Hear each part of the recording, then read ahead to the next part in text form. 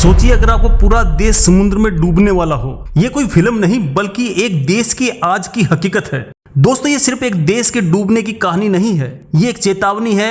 मुंबई, कोलकाता, ढाका जैसे शहर भी इस खतरे की लाइन में हैं। छिपा हुआ सच ये है कि यह देश अपनी गलती से नहीं डूब रहा, इसके पीछे दुनिया के सबसे ताकतवर देशों का हाथ है। अपने डूबते घर को बचाने के लिए 80% से ज्यादा लोगों ने अपने ही देश को छोड़ने के लिए आवेदन किया है। सोचिए कितना दर्दनाक होगा।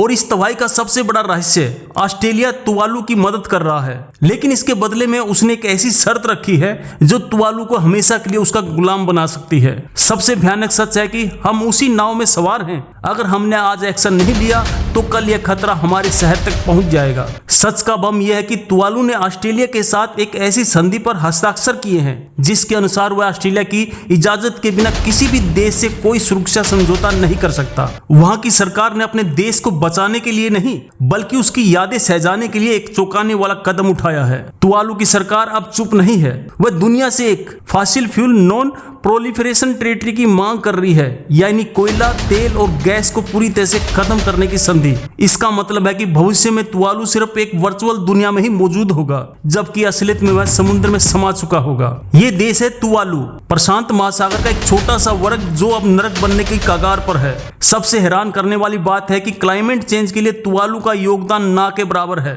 फिर भी सबसे पहली और सबसे बड़ी कीमत वही चुका रहा है। आपने कभी एक डूबते हुए देश के लोगों का दर्द महसूस किया है? उनकी हर सुबह इस डर से शुरू होती है कि आज उनका घर बचेगा या नहीं। तुवालू दुनिया का पहला देश बनने जा रहा है जो खुद को पूरी तरह से मेटावर्स में शिफ्ट कर रहा है, एक डिजिटल देश में। ऑस्ट्रेलिया का डायरेक्ट सीक्रेट यह है कि वह इस मदद के जरिए प्रशांत महासागर में चीन के बढ़ते प्रभाव को रोकना चाहता है। यह मदद नहीं, एक राजनीतिक चाल है। हर घर, हर पेड़, हर गली को 3D में स्कैन किया जा रहा है ताकि डूबने के बाद भी देश जिंदा रहे। तो क्या अपनी जमीन खोने के बाद तुवालू अपनी आजादी भी खो देगा? ये एक ऐसा सवाल है जो पूरी दुनिया को सोचना चाहिए। वैज्ञानिकों ने चेतावनी दी है कि 2021 तक इस देश का 95% हिस्सा पानी के नीचे होगा। जिंदा रहना नामुमकिन। वहां के लोगों को देश छोड़ने के लिए खास क्लाइमेट वीजा मिल रहा है, पर किसे मिलेगा ये लॉटरी से तय होगा, जैसे केबीसी की हॉट सीट हो। 2050 तक दुनिया के 80 करोड़ लोग ऐसे तटीय इलाकों में रह रहे होंगे